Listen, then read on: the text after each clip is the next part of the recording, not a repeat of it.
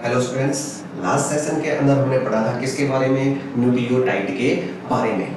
और हमने पढ़ा था कि न्यूक्लियोटाइड के अंदर तीन कंपोनेंट्स प्रेजेंट होते हैं, पेंटोज शुगर, नाइट्रोजन बेस और क्या आते हैं? फॉस्फेट ग्रुप आते हैं। और तब इन्हीं तीन कंपोनेंट्स को जब आपस के अंदर हम अटैच कर देते हैं, बॉन्ड का फॉर्मेशन कर देते हैं इन तीनों कंपोनेंट्स के अंदर, तो यहाँ पे बनता है क्या? एक न्यूक्लियोटाइड। जब हम पेंटोज शुगर के नाइट्रोजन बेस के साथ बॉन्ड का फॉर्मेशन करते हैं तो इस बॉन्ड को बोलते हैं क्या? An glycosidic bond. और इसी पेंटोज शुगर को अगर हम फॉस्फेट ग्रुप के साथ बॉन्ड का फॉर्मेशन करते हैं तो उस बॉन्ड को बोलते हैं क्या? Phosphoester bond. और जब हम इन तीनों कंपोनेंट्स को आपस में जोड़ देते हैं तो फॉर्मेशन होता है किसका? एक न्यूक्लियोटाइड का। हमने लास्ट सेशन के अंदर चीजें पढ़ी थी कि जब भी एक न्यूक्लियोटाइड का फॉर्मेशन होता है तो फिर दो वोट के मॉलिक्यूल्स क्या हो जाते हैं? रिलीज हो जाते हैं। आज हम पढ़ेंगे टाइप ऑफ न्यूक्लियोसाइड और टाइप ऑफ न्यूक्लियोटाइड। आरएनए के अंदर भी पढ़ेंगे और डीएनए के अंदर भी पढ़ेंगे। मुझे एक बात बताना, क्या आरएनए के अंदर कितने नाइट्रोजन बेस आते हैं? सब 4 आते हैं। कौन कौन से आते हैं? एडेनाइन, गुआनिन, साइटोसिन और क्या आता है? यूरासिल आता है। अगर हम बात करते हैं डीएनए की तो डीएनए के अंदर यूरासिल की जगह क्या आ जाता है? थाइमिन आ जाता है। तो आज हम पढ़ते हैं आरएनए के अंदर न्यूक्लियोसाइड और न्यूक्लियोटाइड और डीएनए के अंदर भी न्यूक्लियोसाइड और न्यूक्लियोटाइड। तो मुझे एक बात बताना, आज हम फिर से न्यूक्लियोसाइड और न्यूक्लियोटाइड की बातें करेंगे। तो न्यूक्लियोसाइड के अंदर दो कंपोनेंट्स आते हैं। क्या क्या आते हैं? नाइट्रोजन बेस आता है और पेंटोज शुगर आता है। बट अगर न्यूक्लियोटाइड की बात करते हैं, इसके अंदर हमें तीन कंपोनेंट देखने को मिलते हैं, नाइट्रोजन बेस, पेंटोज शुगर और क्या आता है? फॉस्फेट ग्रुप आता है। मैंने आपको बताया था न्यूक्लियोसाइड और न्यूक्लियोटाइड के अंदर हमें सिर्फ और सिर्फ एक माइनर सा डिफरेंस देखने को मिलता है, वो होता है क्या? फॉस्फेट ग्रुप का। जिसके अंदर फॉस्फेट ग्रुप प्रेजेंट होता है उसे हम बोलते हैं न्यूक्लियोटाइड, और जिसके अंदर फॉस्फेट ग्रुप प्रेजेंट नहीं होता है उसे हम बोलते हैं क्या? न्यूक्लियोसाइड। तो अब हम बात करते हैं न्यूक्लियोसाइड और न्यूक्लियोटाइड की आरएनए के अंदर और डीएनए के अंदर। हमने क्या काम किया? नाइट्रोजन बेस को लिया, उसी नाइट्रोजन बेस का बॉन्ड का फॉर्मेशन किया किसके साथ? शुगर के साथ। तो किसका फॉर्मेशन होगा? न्यूक्लियोसाइड का फॉर्मेशन होगा। उसी न्यूक्लियोसाइड का बॉन्ड का फॉर्मेशन करेंगे फॉस्फेट के साथ तो यहाँ पे बनेगा क्या? न्यूक्लियोटाइड। अब हमने लिया क्या है? हमें एडेनाइन, और एडेनाइन के साथ हमें किसका बॉन्ड का फॉर्मेशन करेंगे? राइबोस के साथ। सर राइबोस क्यों आया? मैंने आपको दो शुगर पढ़ाई थी, एक था राइबोस शुगर, एक थी क्या? Deoxy ribose sugar. जब भी हम आरएनए की बात करेंगे तो क्या वहां पे राइबोस शुगर आएगी? बिल्कुल आएगी। और डीएनए के अंदर कौन सी शुगर आती है? तो वो आती है क्या?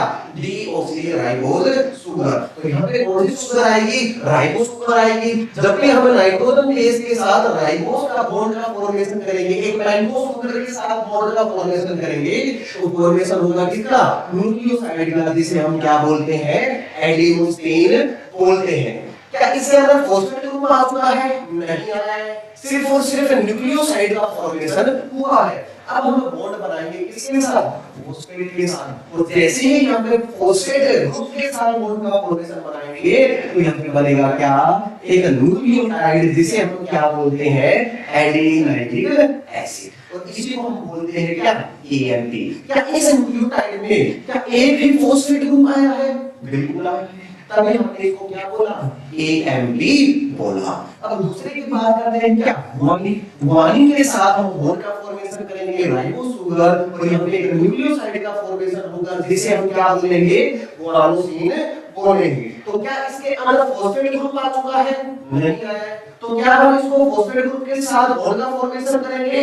बिल्कुल करेंगे। और फॉर्मेशन होगा लास्ट में एक न्यूक्लियोटाइड का, जिसे हम बोलते हैं क्या? गुआनिलिक एसिड, और बोलते हैं क्या? जीएमपी। अगर हम बात करते हैं साइटोसिन, तो यहाँ पे भी राइबोस शुगर के साथ बॉन्ड का फॉर्मेशन होगा और न्यूक्लियोसाइड बनेगा, जिसको हम बोलते हैं क्या? साइटोसिन। और इसी को हम फॉस्फेट ग्रुप के साथ बॉन्ड का फॉर्मेशन करेंगे तो बनेगा क्या? Cytidylic acid. क्या आरएनए के अंदर क्या यूरासिल प्रेजेंट होता है?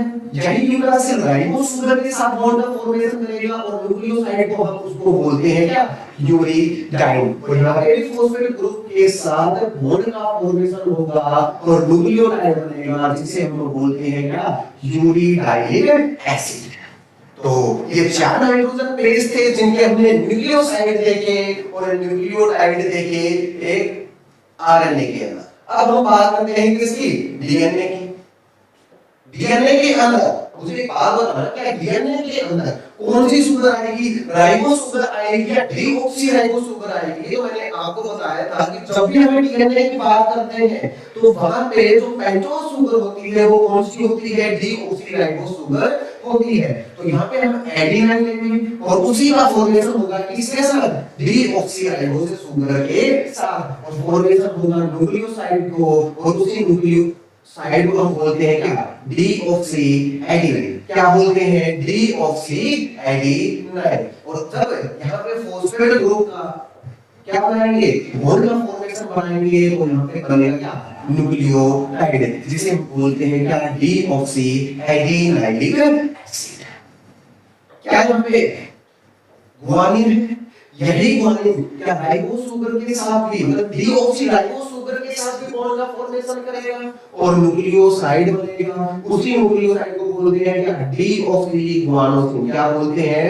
Deoxy guanosine. अब यही न्यूक्लियोसाइड फॉस्फेट ग्रुप के साथ बॉन्ड का फॉर्मेशन बनाएगा और न्यूक्लियोटाइड को बोलते हैं क्या? Deoxy guanylic acid. ऐसे ही साइटोसिन डीऑक्सीराइबोस शुगर के साथ बॉन्ड का फॉर्मेशन करेगा और एक न्यूक्लियोसाइड बनेगा जिसको हम बोलते हैं क्या? डीऑक्सीसाइक्लिन। और ये भी फॉस्फेट ग्रुप के साथ बॉन्ड का फॉर्मेशन करेगा और एक न्यूक्लियोटाइड बनेगा। उसी न्यूक्लियोटाइड को हम बोलते हैं क्या? डीऑक्सीसाइक्लिडाइलिक एसिड। दूसरी चीज थाइमिन। यही थाइमिन कौन सी शुगर आएगी? डीऑक्सीराइबोस शुगर आएगी और यहाँ पे एक न्यूक्लियोसाइड का फॉर्मेशन होगा जिसे हम बोलते हैं क्या? डीऑक्सीथाइमिन। और यही फॉस्फेट ग्रुप के साथ भी बॉन्ड बनाएगा तो एक न्यूक्लियोटाइड का फॉर्मेशन होगा जिसे हम बोलते हैं क्या? डीऑक्सीथाइमिन एसिड। तो ये सारे न्यूक्लियोसाइड और न्यूक्लियोटाइड वो थे जो आरएनए और डीएनए के अंदर हमें देखने को मिलते हैं। एक चीज मुझे बताना, एक क्वेश्चन मैं आपसे पूछता हूं कि adenosine, guanosine and cytosine are nucleoside. मैंने एक स्टेटमेंट बोली adenosine, guanosine and cytosine are nucleoside. क्या ये तीनों के तीनों क्या न्यूक्लियोसाइड होते हैं? नहीं होते हैं। ध्यान से समझना एक चीज कि जितने भी एडिनोसाइन है, जितने भी गुआनोसिन है वो न्यूक्लियोसाइड है। बट अगर हम बात करते हैं किसकी? साइटोसिन की, इसके अंदर ऑलरेडी क्या लगा हुआ है? साइन लगा हुआ है। बट आपको एक बात याद रखनी है, जो साइटोसाइन होता है वो एक न्यूक्लियोसाइड नहीं होता है। वो तो क्या होता है? सिर्फ और सिर्फ एक नाइट्रोजन बेस होता है। एक बात याद रखना, प्यूरिन की अगर हम बात करते हैं तो प्यूरिन में क्या लगता है? साइन। पीछे की तरफ क्या लगता है? साइन लगता है। अगर हम बात करते हैं किसकी? पायरिमिडाइन की, तो पायरिमिडाइन के अंदर लगता है क्या? डाइन। तो मुझे बताना, जब भी हम न्यूक्लियोसाइड की बात करेंगे क्या यहाँ पे साइन लगा हुआ है? क्या यहाँ पे साइन लगा हुआ है? उनकी दोनों क्या है? प्यूरिन। अगर हम बात करते हैं किसकी? पायरिमिडाइन की, तो क्या यहाँ पे न्यूक्लियोसाइड के फॉर्मेशन के अंदर क्या पीछे की तरफ क्या डाइन लगा हुआ है? बिल्कुल लगा हुआ है। जब भी हम एक न्यूक्लियोटाइड के फॉर्मेशन की बात करेंगे तो इन सभी के पीछे क्या लगता है? आइलिक एसिड लगता है। तो याद रखना कि जब भी प्यूरिन होगा तो वहां पे पीछे की तरफ साइन आएगा और जब भी पायरिमिडाइन की हम बात करते हैं तो वहां पे पीछे की तरफ क्या आएगा? डाइन आएगा। और जब भी न्यूक्लियोटाइड की बात करेंगे तो पीछे की तरफ क्या जुड़ेगा? आइलिक एसिड जुड़ेगा। तो ये सारी वो बातें थी जो आरएनए और डीएनए से न्यूक्लियोसाइड और न्यूक्लियोटाइड से जुड़ी हुई थी। अब हम आगे स्टार्ट करते हैं। अब हम आगे स्टार्ट करते हैं formation of A nucleotide chain. मुझे एक चीज बताना, क्या हमने एक न्यूक्लियोटाइड का फॉर्मेशन कर लिया? बिल्कुल कर लिया। क्या सिर्फ एक ही न्यूक्लियोटाइड होता है पूरी चेन के अंदर? नहीं, मैंने आपको बताया था कि ऊपर की तरफ लाखों की संख्या के अंदर हमें न्यूक्लियोटाइड्स देखने को मिलते हैं और नीचे की तरफ भी हमें न्यूक्लियोटाइड्स देखने को मिलते हैं। क्या हमने अभी एक न्यूक्लियोटाइड का फॉर्मेशन कर लिया? बिल्कुल कर लिया सर। क्या नीचे एक दूसरा न्यूक्लियोटाइड होगा? क्या उससे तीसरा भी न्यूक्लियोटाइड होगा? बिल्कुल होगा। अब हम ये समझेंगे कि ये ऊपर वाला जो न्यूक्लियोटाइड है नीचे वाले न्यूक्लियोटाइड से कैसे जुड़ता है, कैसे बॉन्ड का फॉर्मेशन होता है। अब मुझे एक बात बताना, क्या यहाँ पे एक नाइट्रोजन बेस है? सर बिल्कुल है। नाइट्रोजन बेस है, बिल्कुल है। किसके साथ बॉन्ड का फॉर्मेशन किया? सुगर के साथ बॉन्ड का फॉर्मेशन किया। उस बॉन्ड को हम क्या बोलते हैं? ग्लाइकोसाइडिक बोलते हैं, या फिर मैं सही बोलूं तो इसे हम एन ग्लाइकोसाइडिक बोलते हैं। क्या जो सुगर है, इसी सुगर ने एक फॉस्फेट ग्रुप के साथ बॉन्ड बनाया जिसे हम बोलते हैं क्या? Phosphoester bond.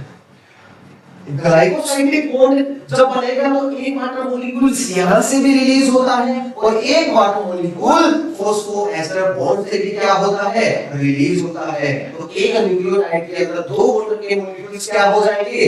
रिलीज हो जाएंगे। तो क्या एक ये न्यूक्लियोटाइड बन गई?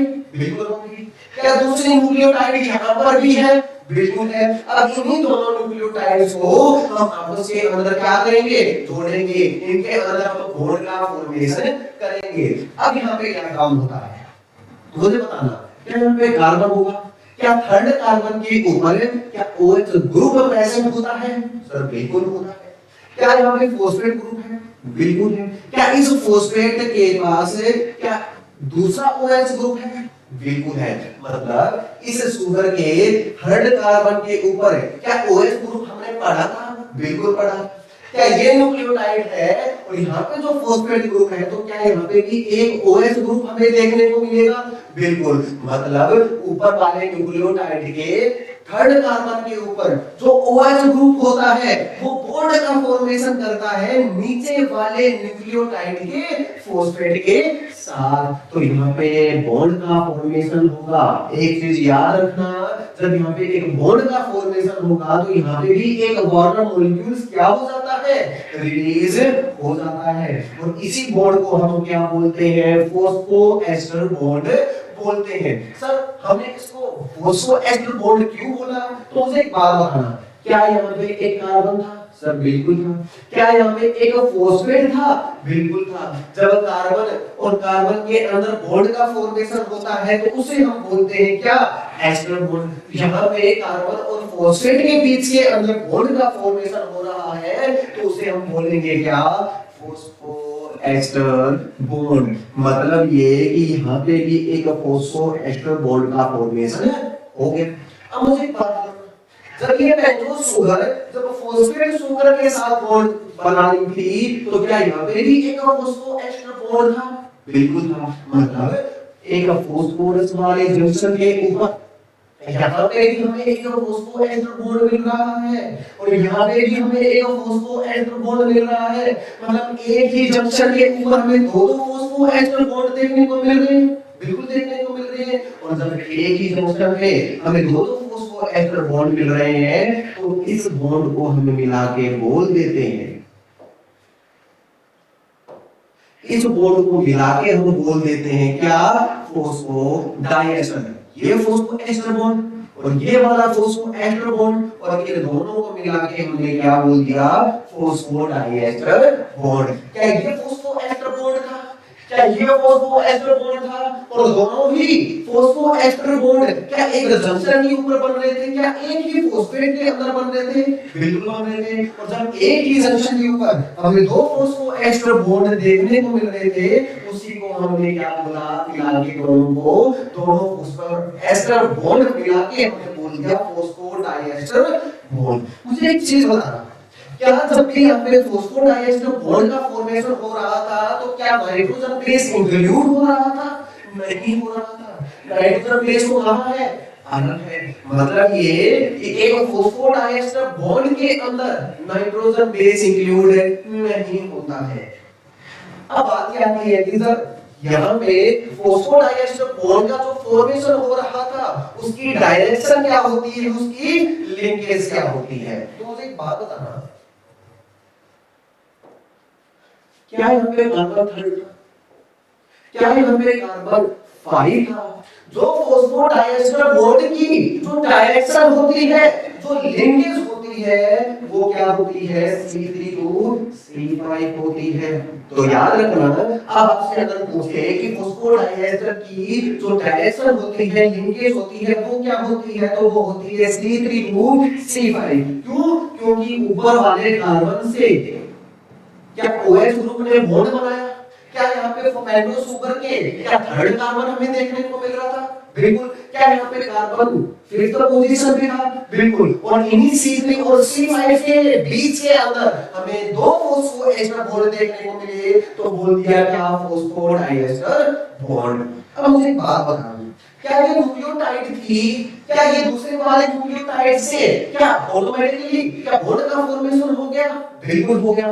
क्या मैं ये बोल सकता हूँ कि हमने ऊपर वाली न्यूक्लियोटाइड को क्या नीचे वाली न्यूक्लियोटाइड के साथ क्या बॉन्ड का फॉर्मेशन कर दिया, बिल्कुल कर दिया। मतलब ऊपर वाली न्यूक्लियोटाइड अब नीचे वाली न्यूक्लियोटाइड से जुड़ चुकी है। ऐसे ही सेकंड वाली न्यूक्लियोटाइड थर्ड वाले न्यूक्लियोटाइड से बॉन्ड का फॉर्मेशन करेगी, और ऐसे ही थर्ड वाली न्यूक्लियोटाइड फोर्थ वाली न्यूक्लियोटाइड से बॉन्ड बनाती है। ऐसे ही लाखों की संख्या में ऊपर न्यूक्लियोटाइड जुड़ते हुए चले जाते हैं, और लाखों की संख्या में नीचे न्यूक्लियोटाइड्स जुड़ते हुए चले जाते हैं। ऐसे ही न्यूक्लियोटाइड्स बॉन्ड का फॉर्मेशन करते हैं, और एक हमें लंबी चेन देखने को मिलती है। उन्हीं लंबी चेन्स को हम क्या बोलते हैं, DNA एंड RNA बोलते हैं। तो ये सारी कहानी थी किसकी, फॉर्मेशन ऑफ न्यूक्लियोटाइड चेन की।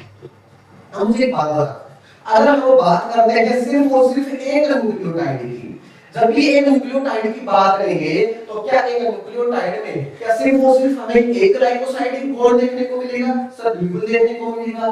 क्या सिर्फ और सिर्फ एक फॉस्फोएस्टर बॉन्ड देखने को मिलेगा, सर बिल्कुल देखने को मिलेगा। क्या यहाँ पे दो वाटर के मॉलिक्यूल्स रिलीज होंगे, बिल्कुल होंगे। अब हम देखेंगे कि जब हमें एक बहुत बड़ी चेन दे दी जाती है तो वहां पे हम नंबर ऑफ ग्लाइकोसाइडिक बॉन्ड को कैसे निकालें, नंबर ऑफ फॉस्फोएस्टर बॉन्ड को कैसे निकालें, नंबर ऑफ फॉस्फोडाइएस्टर बॉन्ड को कैसे निकालें, और नंबर ऑफ वाटर मॉलिक्यूल्स को भी कैसे निकालें। तो अब n को मैंने क्या माना, नंबर ऑफ न्यूक्लियोटाइड। क्या माना मैंने, नंबर ऑफ न्यूक्लियोटाइड। अगर आपको बहुत बड़ी चेन दे दी जाए और आपसे पूछे कि उस चेन के अंदर बताइए कि नंबर ऑफ ग्लाइकोसाइडिक बॉन्ड कितने होते हैं, तो बताइए नंबर ऑफ ग्लाइकोसाइडिक बॉन्ड कितने होंगे, जितने न्यूक्लियोटाइड होंगे क्या उतने ही हमें ग्लाइकोसाइडिक बॉन्ड भी देखने को मिलेंगे, बिल्कुल देखने को मिलेंगे। मुझे एक बात बताना, एक बहुत बड़ी चेन है और उस चेन के अंदर मान के चलो 100 न्यूक्लियोटाइड हमें देखने को मिल रहे हैं, तो क्या वहां पे ग्लाइकोसाइडिक बॉन्ड भी क्या 100 ही होंगे, बिल्कुल होंगे। ठीक है, तो याद रखना जब भी हमें ग्लाइकोसाइडिक बॉन्ड को कैलकुलेट करना पड़े तो जितने न्यूक्लियोटाइड होते हैं उतने ही ग्लाइकोसाइडिक बॉन्ड ही होते हैं। अब हम बात करते हैं number of phosphoester bond. Number of phosphoester bond को निकालने के लिए दो चीजें याद रखना। अगर आपको लीनियर स्ट्रैंड दे रखी है, कैसे दे रखी है, एक लीनियर स्ट्रैंड दे रखी है, तो वहां पे हम कौन सा फॉर्मूला लगाएंगे, 2n-1 लगाएंगे। अगर जो स्ट्रैंड दे रखी है अगर वो कैसी है, सर्कुलर है, तो वहां पे हम फॉर्मूला लगाएंगे क्या, 2n। तो याद रखना फॉस्फोएस्टर निकालने में अगर हमें लीनियर स्ट्रैंड दे रखी है तो वहां पे हम लगाएंगे फॉर्मूला 2n-1। अगर सर्कुलर स्ट्रैंड हमें दे रखी है तो वहां पे हम लगाएंगे क्या, 2n।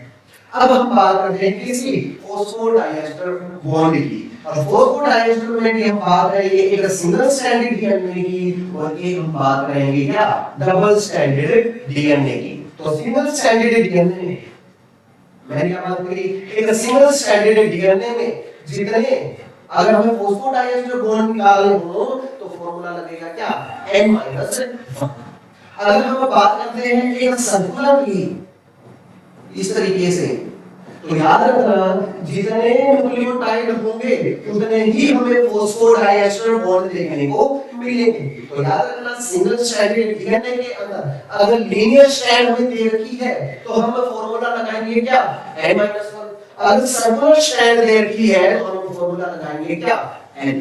ये बात थी किसकी, सिंगल स्ट्रैंडेड डीएनए की। अगर हम बात करते हैं किसकी, डबल स्ट्रैंडेड डीएनए की, अगर वहां पे एक लीनियर स्ट्रैंड दे रखी है,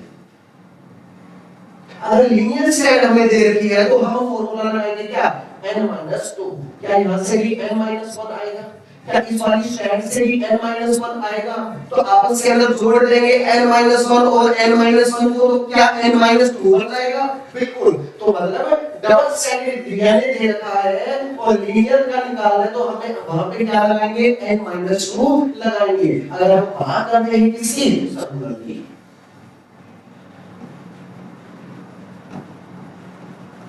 तो जितने भी न्यूक्लियोटाइड होंगे उतने ही हमें फॉस्फोडाइएस्टर बॉन्ड देखने को मिलेंगे। तो यहाँ पे हमने एक न्यूक्लियोटाइड के चेन का फॉर्मेशन देखा कि कैसे एक लंबी लंबी चेन हमें देखने को मिलती है।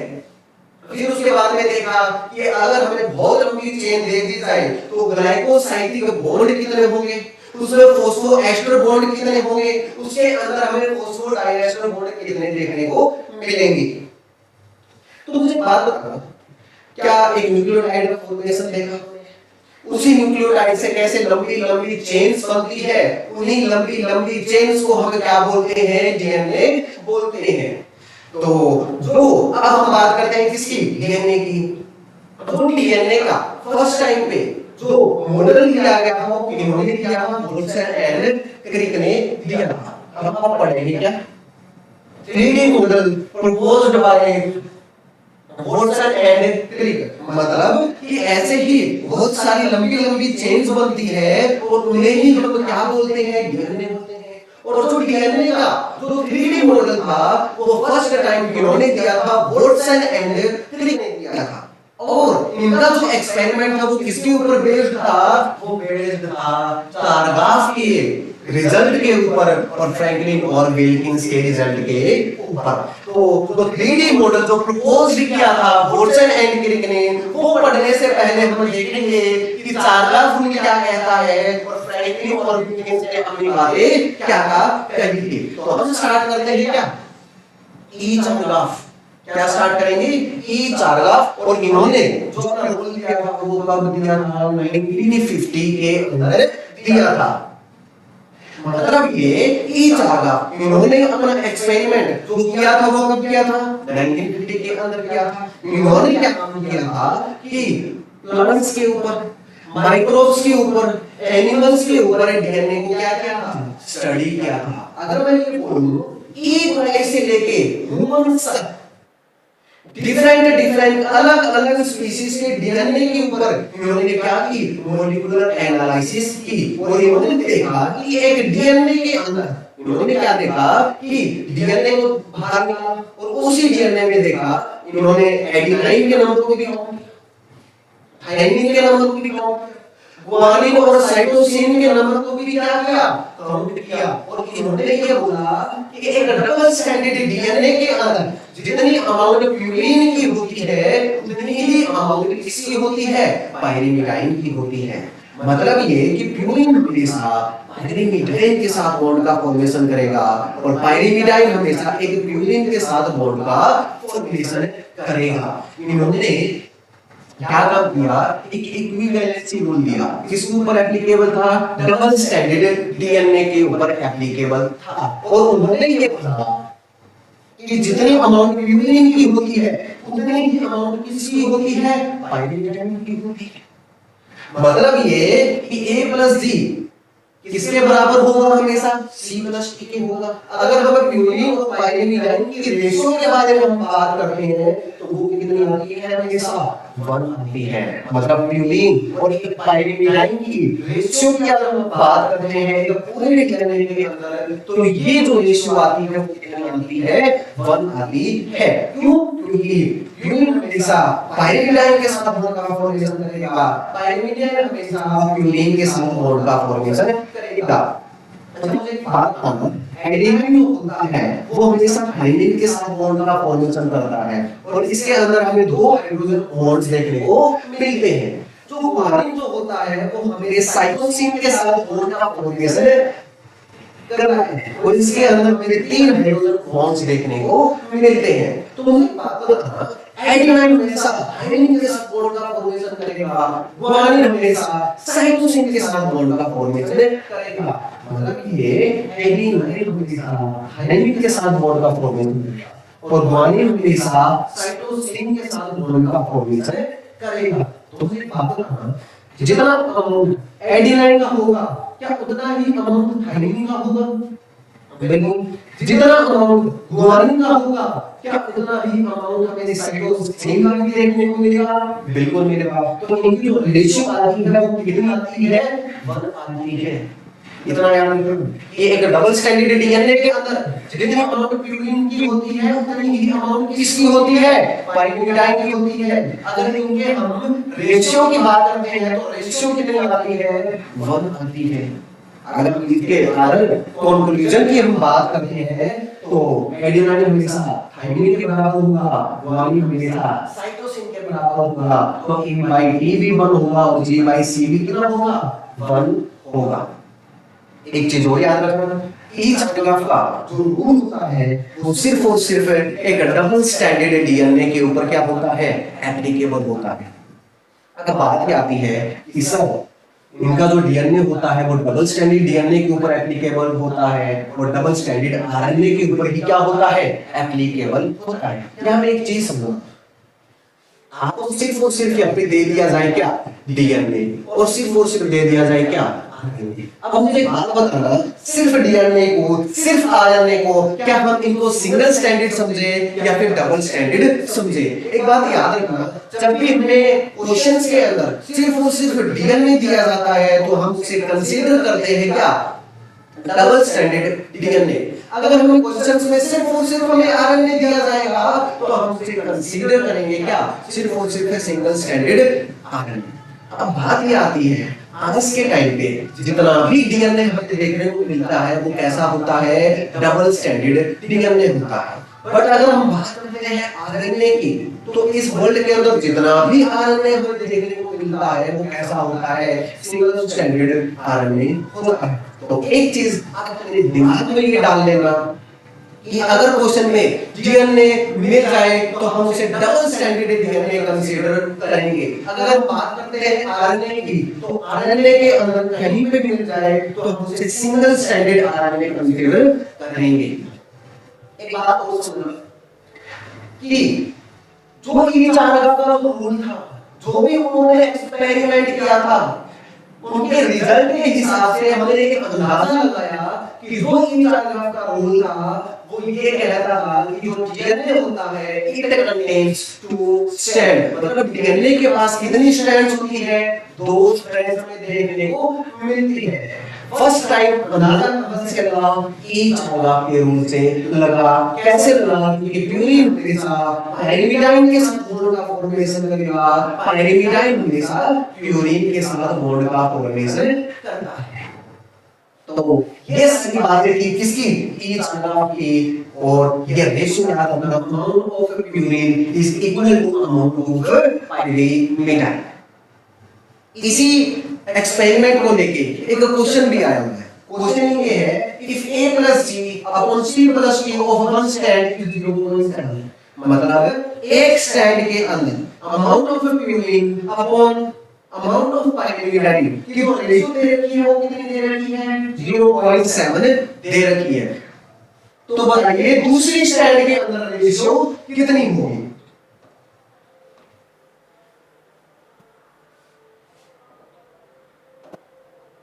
अच्छा मुझे बात बताओ, एक चीज बनाओ, ये मैंने एक स्ट्रैंड बनाई,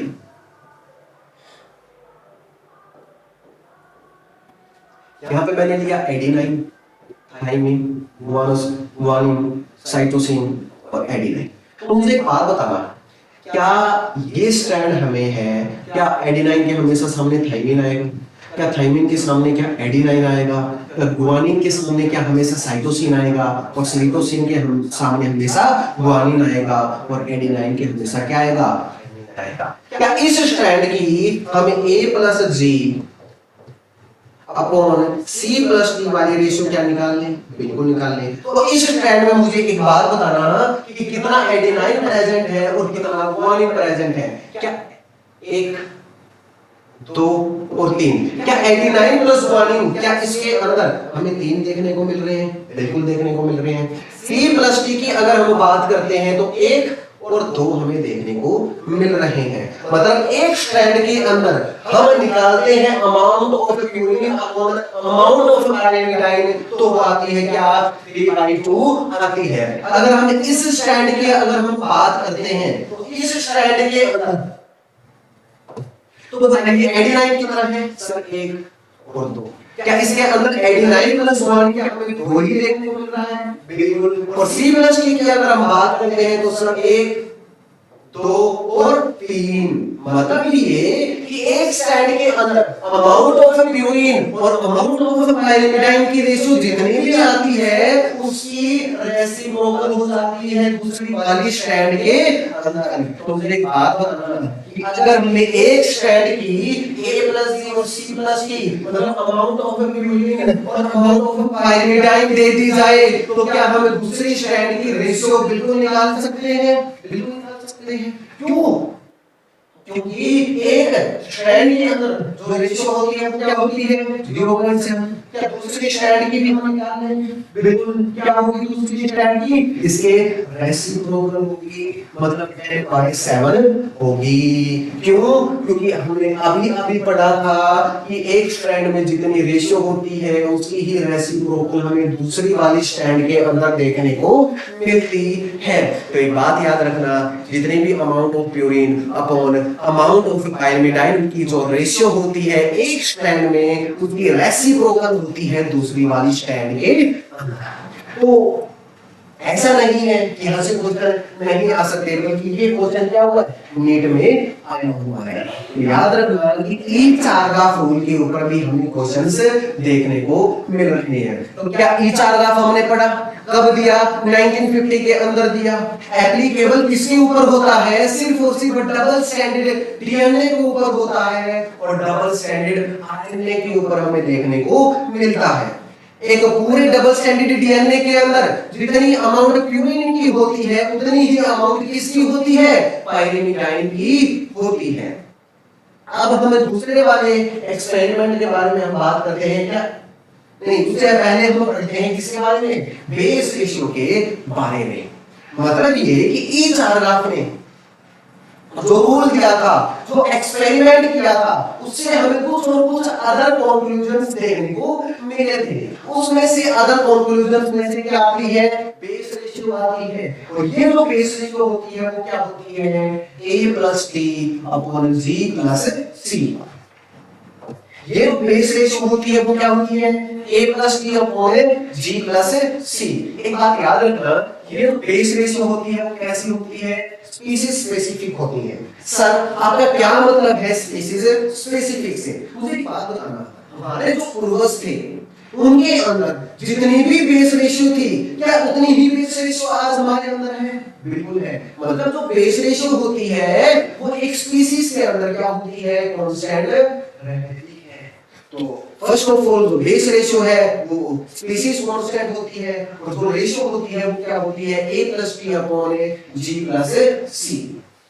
इस बेस रेशियो को हम प्रोकैरियोट्स के अंदर भी देखेंगे और यूकैरियोट्स के अंदर भी देखेंगे। तो हम बात करते हैं किसके अंदर? प्रोकैरियोट्स के अंदर। एक चीज याद रखना, जो प्रोकैरियोटिक का डीएनए होता है वो कैसा होता है? जीसी टाइप होता है।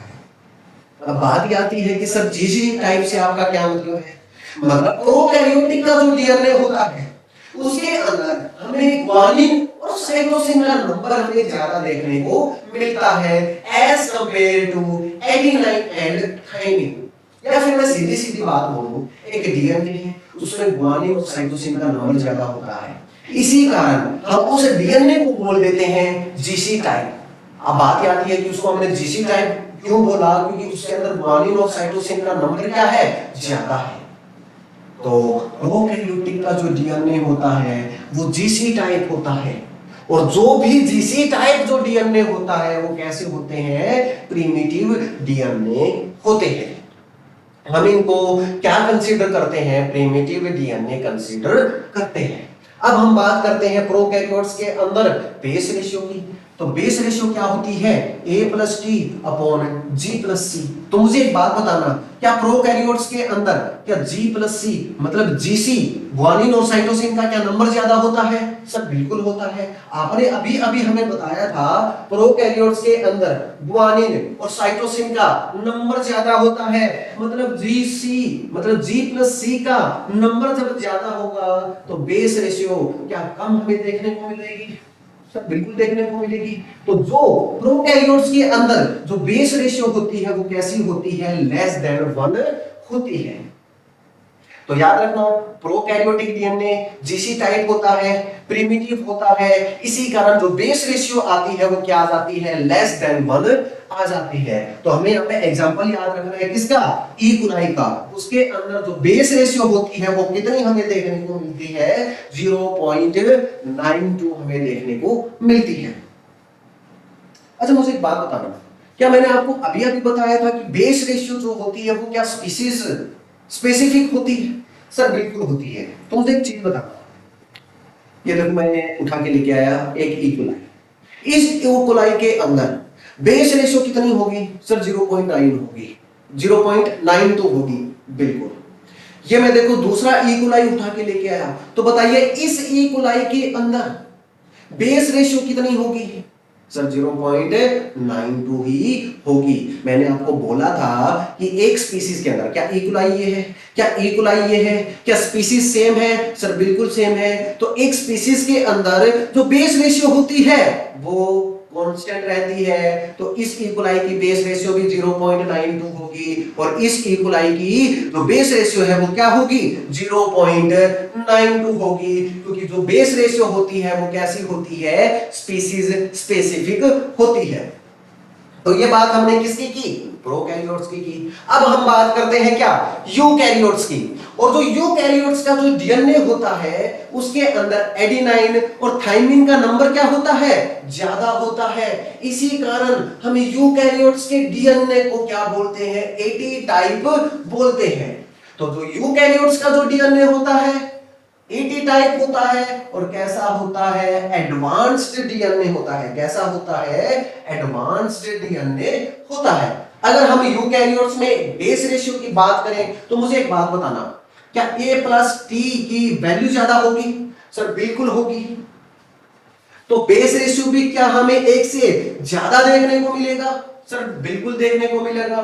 तो यूकैरियोट्स में जो बेस रेशियो होती है वो मोर देन 1 होती है। कैसी होती है, मोर देन 1 होती है। और एग्जांपल याद रखना है किसका, ह्यूमंस का। तो ह्यूमंस के अंदर जो बेस रेशियो होती है वो क्या होती है, 1.52। हम जितने भी ह्यूमंस हैं उनके अंदर जो बेस रेशियो है वो कैसी होती है, कांस्टेंट होती है। हमारे पूर्वजों के अंदर जितनी बेस रेशियो थी उतनी ही बेस रेशियो हमारे अंदर भी हमें देखने को मिलती है। तो बेस रेशियो कैसी होती है, स्पेसिफिक स्पीशीज स्पेसिफिक होती है। तो ये सारी बातें थी किसकी, ई चार्गाफ की।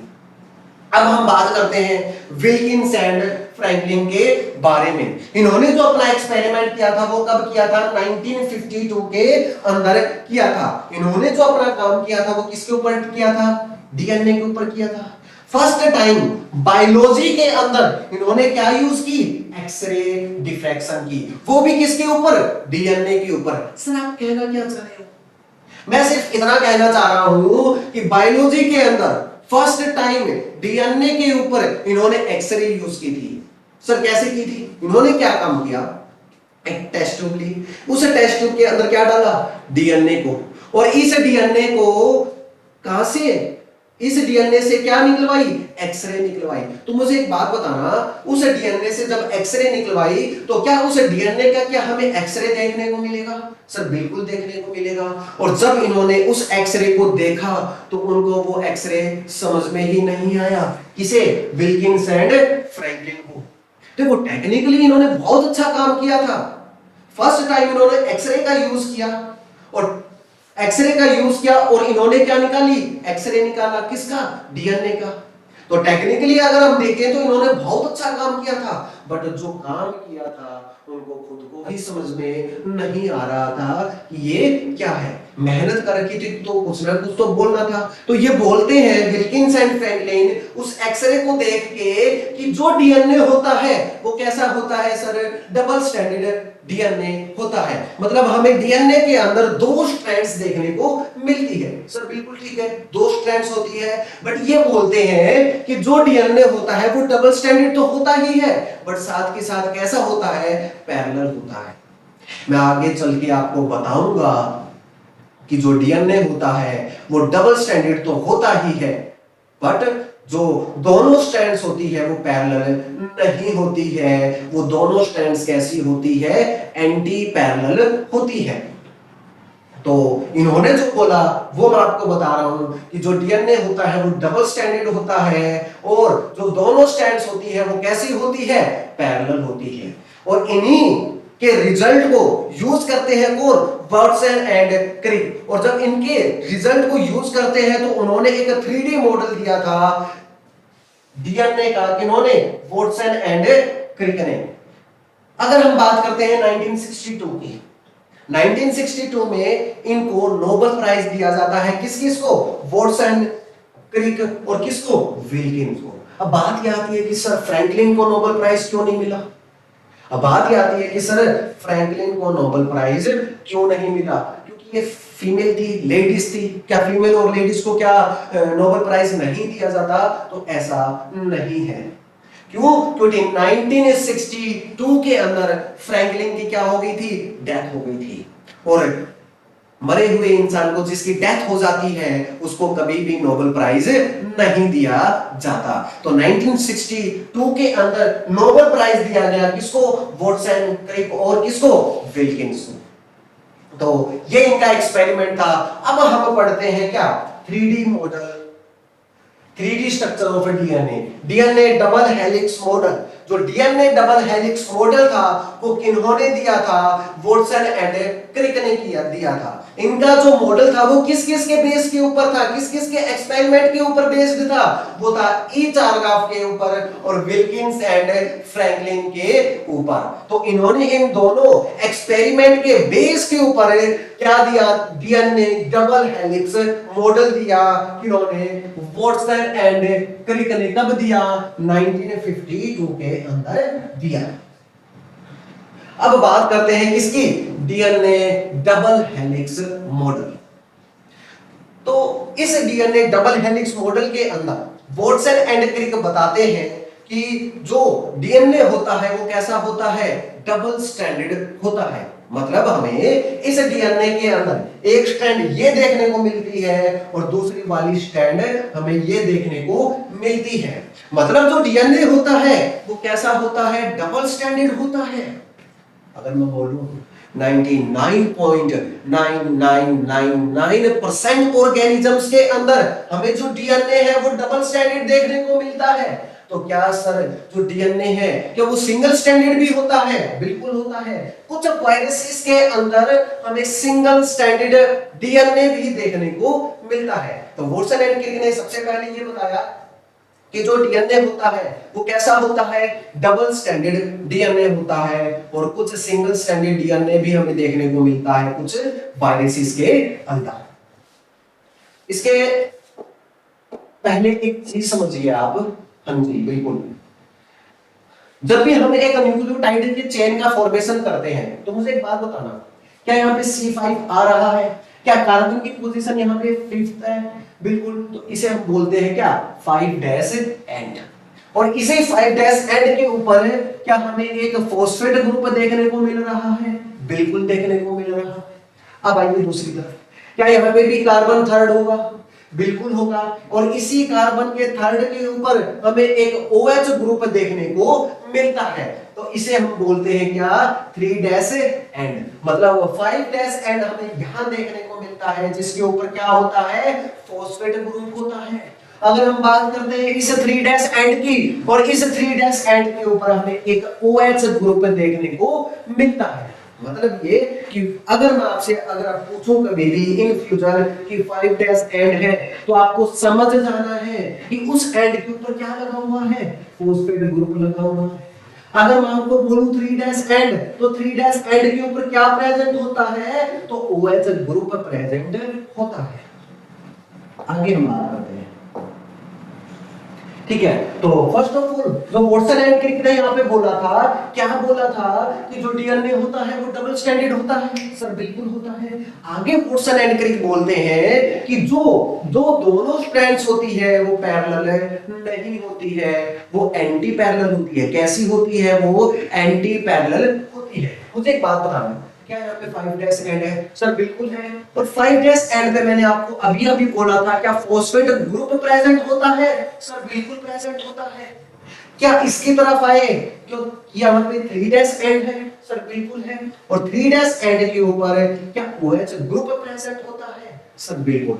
अगर हम बात करते हैं 5 डैश की, तो 5 डैश पे फॉस्फेट ग्रुप प्रेजेंट होता है, और 3 डैश एंड पे OH ग्रुप प्रेजेंट होता है।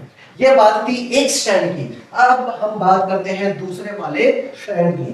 क्या 3 डैश के सामने क्या यहाँ पे 5 डैश एंड आ रहा है, सर बिल्कुल आ रहा है। और 5 डैश एंड पे होता है क्या, फॉस्फेट ग्रुप। और यहाँ पे अगर 5 डैश एंड है, तो इस 5 डैश एंड के सामने आता है क्या, 3 डैश एंड। और 3 डैश एंड के ऊपर प्रेजेंट होता है क्या, OH ग्रुप। तो सर मैं बोल सकता हूं कि डबल स्टैंडर्ड डीएनए के अंदर 5 डैश एंड के सामने हमें 3 डैश देखने को मिलता है, और 3 डैश के सामने हमें 5 डैश एंड देखने को मिलता है। मतलब डीएनए डबल स्टैंडर्ड तो होता है सर, बट जो दोनों स्ट्रैंड्स होती है वो पैरेलल नहीं होती। वो दोनों स्ट्रैंड्स कैसी होती है, एंटी पैरेलल होती है। अब मुझे एक बात बताना, सर ये जो दोनों स्ट्रैंड्स होती है, ये जो दोनों स्ट्रैंड्स होती है, क्या ये आपस में जुड़ी हुई होती है, बिल्कुल जुड़ी हुई होती है। कौन जोड़ के रखता है, इनको जोड़ के रखता है कौन, हाइड्रोजन बॉन्ड्स। मतलब ये वाला नाइट्रोजन बेस दूसरे वाली स्ट्रैंड के नाइट्रोजन बेस से क्या बनाता है, हाइड्रोजन बॉन्ड का फॉर्मेशन करता है। मतलब प्यूरीन हमेशा पाइरिमिडाइन के साथ बॉन्ड का फॉर्मेशन करती है, और पाइरिमिडाइन हमेशा प्यूरीन के साथ बॉन्ड का फॉर्मेशन करती है। एडेनाइन हमेशा थाइमिन के साथ बॉन्ड का फॉर्मेशन करता है और 2 हाइड्रोजन बॉन्ड बनाता है। अगर हम बात करते हैं गुआनिन की, तो गुआनिन हमेशा साइटोसिन के साथ बॉन्ड का फॉर्मेशन करता है, और 3 हाइड्रोजन बॉन्ड्स हमें देखने को मिलते हैं। तो मुझे एक बात बताना, क्या दोनों स्ट्रैंड्स क्या हाइड्रोजन बॉन्ड से जुड़ी हुई होती है, सर बिल्कुल जुड़ी हुई होती है। क्या हाइड्रोजन बॉन्ड्स क्या वीक बॉन्ड्स होते हैं, सर बिल्कुल वीक बॉन्ड्स होते हैं। अगर मैं यहां से इस डीएनए को हीट दूं, तो क्या इस डीएनए का क्या टेम्परेचर इंक्रीज हो जाएगा, सर बिल्कुल टेम्परेचर इंक्रीज हो जाएगा।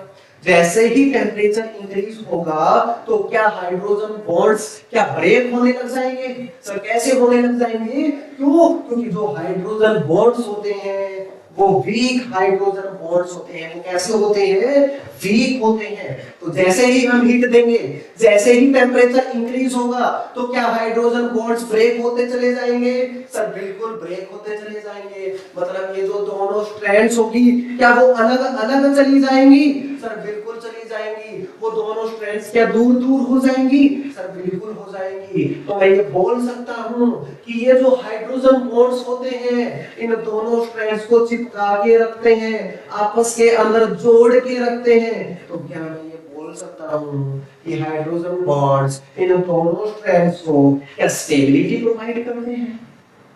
मैं फिर से रिपीट कर रहा हूं कि जो ये हाइड्रोजन बॉन्ड्स होते हैं, ये दोनों स्ट्रैंड्स को दूर नहीं जाने देते, बॉन्ड का फॉर्मेशन करके रखते हैं, और दोनों स्ट्रैंड्स को क्या स्टेबिलिटी प्रोवाइड करते हैं, बिल्कुल। हाइड्रोजन बॉन्ड्स दोनों स्ट्रैंड्स को चिपका के रखते हैं, जोड़ के रखते हैं और इन दोनों स्ट्रैंड्स को स्टेबिलिटी प्रोवाइड करते हैं।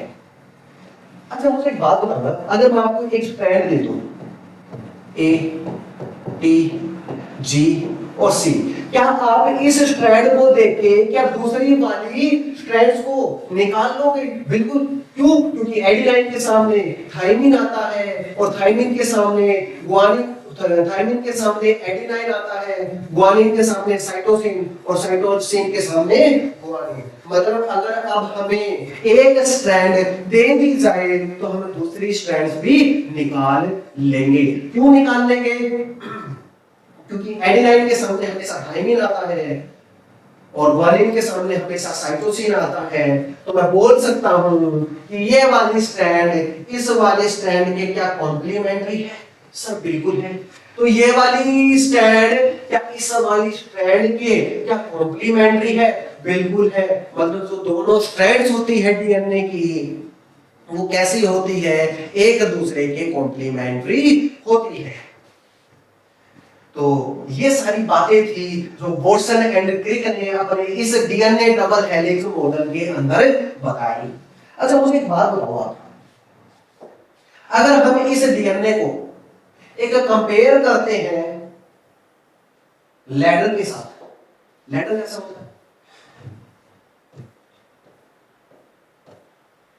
तो मुझे एक बात बताना कि ये जो स्टेप्स होते हैं लैडर के अंदर क्या वो इक्विवेलेंट होते हैं नाइट्रोजन बेस के साथ? बिल्कुल।